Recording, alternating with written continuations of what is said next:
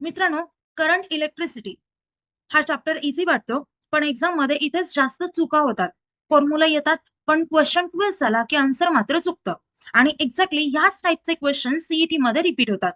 So आपण आज direct MCQs plus पीवायक्यूज solve करणार आहोत, पण फक्त आन्सर नाही तर प्रत्येक क्वेश्चन मागचं कन्सेप्ट क्रिस्टल क्लिअर करणार आहोत.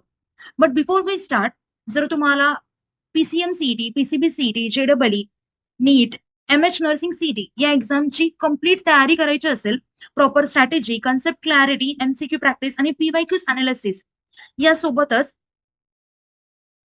माझा कोर्स आहे ग्लोबल ऑनलाईनचा, तुम्हाला एक्झॅक्टली याच पद्धतीने गाईड करेल. प्रत्येक सब्जेक्टचे लाईव्ह व्हिडिओ लेक्चर्स असतील, recorded lectures, full syllabus, chapter wise test series, 2000 plus MC question bank या दोन गोष्टी खूप महत्वाच्या ठरणार आहेत, कारण एक्झाम मध्ये यातूनच प्रश्न विचारले जातात तुम्हाला.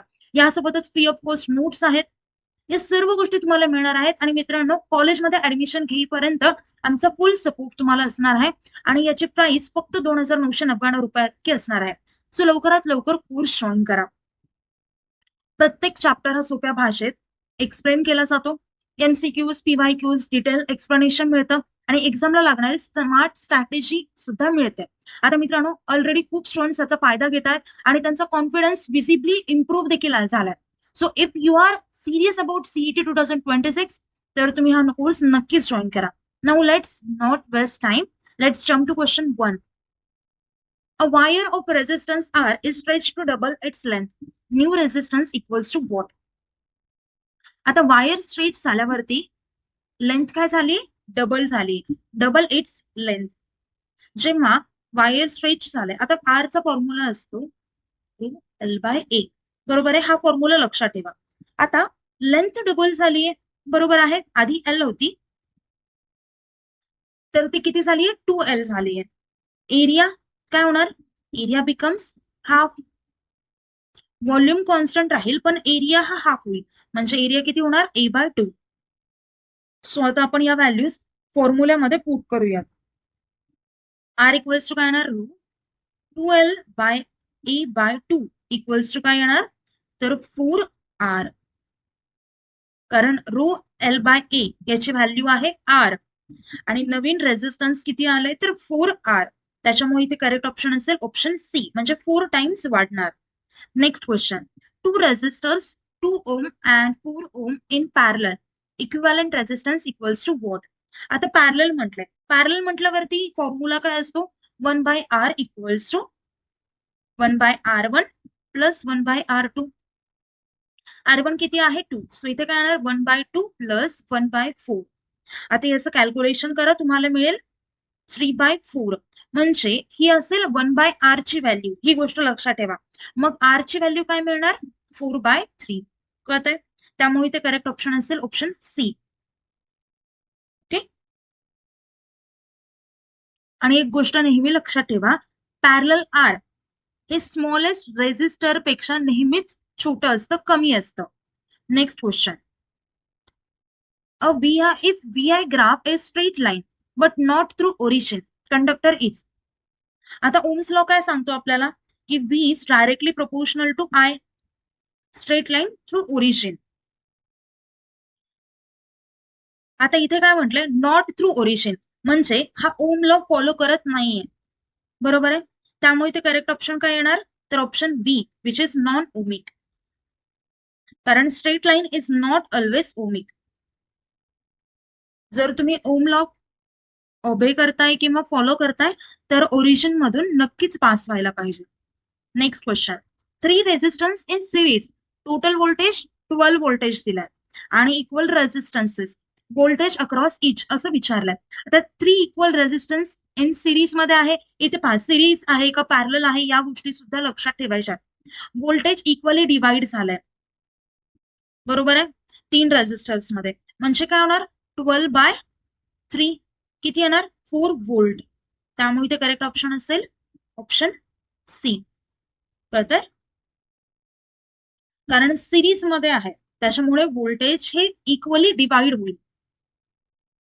नेक्स्ट काही या कन्सेप्ट लक्षात ठेवत चला, म्हणजे तुम्हाला नंतर काही प्रॉब्लेम नाही येणार. आता पहा मित्रांनो, आता जर तुम्हाला म्हटलं असतं इथे पॅरलल मध्ये आहेत रेझिस्टर, पॅरलल मध्ये असल्यावरती व्होल्टेज सेम असलं असतं. सिरीज मध्ये म्हटलंय त्याच्यामुळे व्होल्टेज हे डिवाइड झालंय, कळतंय? जर हेच रेझिस्टर्स पॅरलल मध्ये असलं असतं तर 12 व्होल्टेजेस असलं असतं प्रत्येक रेझिस्टन्सला.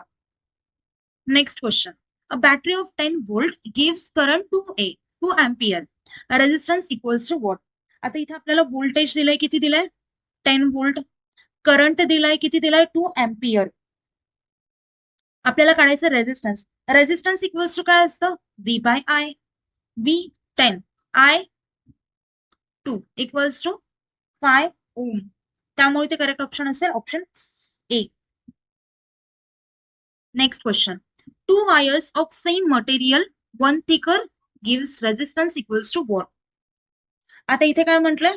आता थिकर वायर आहे रेझिस्टन्स, वन थिकर रेझिस्टन्स म्हणजे एरिया जर वाढला, एवढी गोष्ट लक्षात ठेवा, एरिया वाढला तर रेझिस्टन्स हा कमी होत असतो.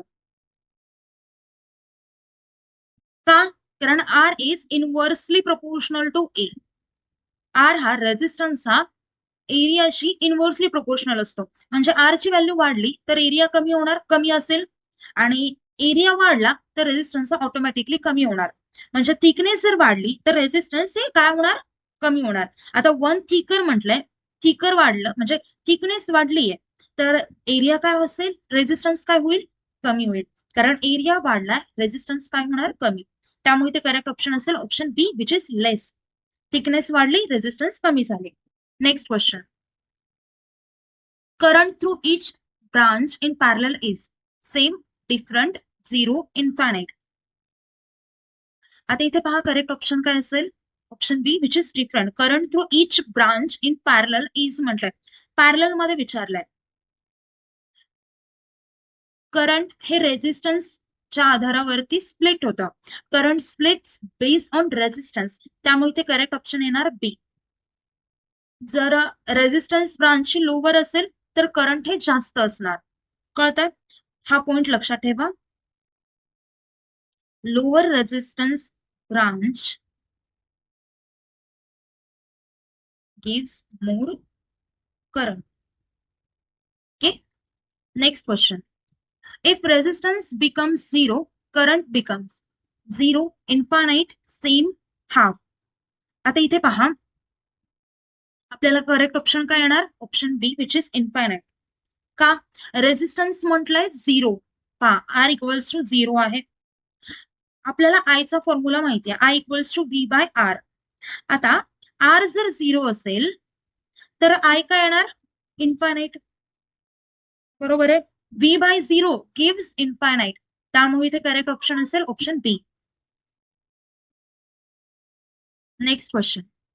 Power consume when current doubles, same, double, 4 times, half. First of all आपल्याला पॉवरचा फॉर्म्युला माहिती असला पाहिजे विथ रिस्पेक्ट टू करंट. मग काय येणार? R equals to I square R. आता इथे पहा आपल्याला म्हटलंय जेव्हा करंट डबल होईल तेव्हा पॉवरचं काय होईल? म्हणजे करंट डबल झालाय म्हणजे 2I चा होल स्क्वेअर इंटू काय येणार? आर. इथे पी आहे पॉवर. ओके, पॉवर इक्वल्स टूचा फॉर्म्युला आहे. मग इथे काय होणार? 4I square R. I square R काय आहे? पी.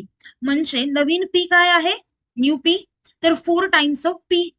त्याच्यामुळे पॉवर काय होणार? जेव्हा करंट डबल झाले तेव्हा पॉवर काय होणार? 4 टाइम्स होणार. त्यामुळे करेक्ट ऑप्शन असेल ऑप्शन सी. कळतंय? Power always depends on square of current. Next question. Equivalent resistance of 3 ohm, 6 ohm in series and 2 ohm in parallel with them. आता इथे काय विचारलंय? इक्विव्हॅलेंट रेझिस्टन्स विचारलंय. फर्स्ट ऑफ ऑल आपल्याला find out करायची step 1. Resistance series मध्ये आहे, मग डायरेक्ट ऍडिशन होईल. म्हणजे 3 ohm plus 6 ohm equals to किती येणार? 9 ओम. हे सिरीज मध्ये आहेत म्हणून डायरेक्ट ऍडिशन झालं. त्याच्यानंतर स्टेप 2 काय असेल? 9 ohm in parallel with 2 ohm, कारण 2 ओम इन पॅरलल मध्ये आहे. So 1 by R equals to काय येणार? 1 बाय 9 प्लस 1 बाय 2. कॅल्क्युलेशन करून घ्या, कॅल्क्युलेशनचा पार्ट तुम्ही करू शकता. सो इथे काय येणार? 11 बाय 18. याचाच अर्थ काय होणार? R is equivalent to 1.63. Which is closest to 2 ohm. त्यामुळे इथे करेक्ट ऑप्शन असेल ऑप्शन सी. कळताय? स्टेप बाय स्टेप सॉल्व्ह करा म्हणजे तुमचा आन्सर हे करेक्ट येईल. डायरेक्ट तुम्ही याच्याशी पॅरलल आणि याच्याशी पॅरलल असं जर कॅल्क्युलेट केलं तर तुमचं आन्सर चुकू शकतात. सो आधी सिरीज काढून घ्या, त्याच्यानंतर ते पॅरलल आहे. सो स्टेप बाय स्टेप सगळ्या गोष्टी सॉल्व्ह करायच्यात आपल्याला. आता नेक्स्ट क्वेश्चन पहा. Current density depends on area, current, both and none. आता फॉर्म्युला काय असतो? G equals to I by A. Current वरती पण डिपेंड असतं, करंट डेन्सिटी ही करंट वरती पण डिपेंड असते आणि एरिया वरती पण डिपेंड असते. त्यामुळे इथे करेक्ट ऑप्शन असेल option C, which is both, म्हणजे ए अँड बी. कळतंय? Next question. आता तुम्हाला यावरती जर क्वेश्चन विचारला असला म्हणजे हा जो फॉर्म्युला आहे करंट डेन्सिटी काय असेल जेव्हा इलेक्ट्रिक करंट दिलेला असेल आणि एरिया दिलेला असेल तेव्हा करंट डेन्सिटी सुद्धा विचारली जाते किंवा करंट डेन्सिटी दिली जाते, एरिया दिला जातो, करंट विचारलं जातं. सो अशा डिफरंट टाइप्स ऑफ क्वेश्चन तुम्हाला विचारू शकतात. Next question. If temperature increases resistance of metal dash decreases, increases, same, zero. आता इथे करेक्ट ऑप्शन काय येणार? तर option B which is increases. का बरं? आता पहा, टेम्परेचर इन्क्रीज झालंय, बरोबर आहे. याचा अर्थ काय? आता बघा, if temperature increases resistance of metal, रेजिस्टन्सचं काय होईल असं विचारलंय. टेम्परेचर इन्क्रीज झालं म्हणजे काय होणार? कोलिजन्स जास्त वाढणार आणि कोलिजन्स वाढलं म्हणजे ऑटोमॅटिकली रेजिस्टन्स देखील वाढणार. त्यामुळे ते करेक्ट ऑप्शन असेल बी. मेटल्स आणि सेमीकंडक्टर्स या दोघांचं पण अपोजिट बिहेवियर आहे. ही गोष्ट पण लक्षात ठेवा, नोट डाऊन करा जे मी मध्ये मध्ये वेगळे पॉइंट सांगते ते. Next question. A conductor obeying Ohm's law has constant current, voltage, resistance, power. आता इथे करेक्ट ऑप्शन असेल option C, which is resistance. Ohm's law काय म्हणतो? V is directly proportional to R और V is directly proportional to I gives R. आता इथे काय म्हटलंय? R काय असेल? कॉन्स्टंट. कळालं? ओम्स लॉ नुसार. त्याच्यामुळे इथे करेक्ट ऑप्शन असेल C. Next question. In series circuit, if one resistor increases, total current increases, total current decreases, same, zero.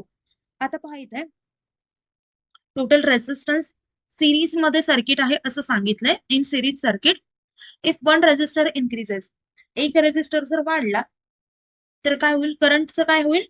Current decreases, total current decreases. त्यामुळे ते करेक्ट ऑप्शन असेल बी. का? कारण I इज इक्वल टू असतं V by R. Total resistance जर वाढलं तर current काय होईल? कमी होईल, कारण इनव्हर्सली प्रोपोर्शनल आहे.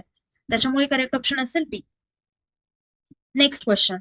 Kirchhoff's loop rule state sum of voltages is equal to what. आता sum of voltages in loop काय असतं? झिरो. त्यामुळे करेक्ट ऑप्शन असेल ए. आता ही कन्सेप्ट कशावरती बेस आहे?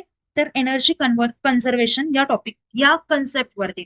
आता पहा, असेच बरेचसे टॉपिक्स असतात जे आपल्याला स्टडी करायचे असतात आणि तुम्हाला या प्रत्येक एक्झामचं स्टडी, प्रत्येक सब्जेक्टचं स्टडी डिटेलमध्ये करायचं असेल विथ रिव्हिजन तर आपला कोर्स आहे 1 मंथ न्यू क्रॅश कोर्स सुरू झालेला आहे. सो लवकरात लवकर तो तुम्ही जॉईन करा. त्याची प्राइस सुद्धा खूप रिझनेबल आहे. कोर्स जॉईन करायचं असेल तर दिलेल्या नंबरवरती तुम्ही कॉन्टॅक्ट करू शकता किंवा प्ले स्टोर वरती जाऊन ग्लोबल ऑनलाईन ऍप हे डाउनलोड करून ओपन करून तिथून देखील तुमचा कोर्स हा एनरोल करू शकता. लवकरात लवकर कोर्स जॉईन करा. बऱ्याच स्टुडंट्सनी जॉईन केला आणि त्यांचा सिलेबस नियरली संपत आला. सो आता नवीन क्रॅश कोर्स आहे. नवीन क्रॅश कोर्स सोबत तुम्ही तुमच्या एम अचीव्ह करण्याची सुरुवात करू शकता. एक्झामला खूप कमी दिवस राहिलेले आहेत. सो लवकरात लवकर कोर्स जॉईन करा. आता मित्रांनो, कुठल्याही प्रकारचे डाऊट असतील तर मला व्हिडिओ खाली कमेंट करून सांगू शकता, म्हणजे आपल्याला तुमचा डाऊट तिथेच सॉल्व्ह होईल. व्हिडिओ आवडला तर व्हिडिओ लाईक करा, चॅनलला सबस्क्राईब करा. कुठल्याही प्रकारचे डाऊट्स असतील तर व्हिडिओ खाली मला कमेंट करून सांगा. आता आपलं लेक्चर इथेच एंड करूया. थँक्यू. Nice day. बाय.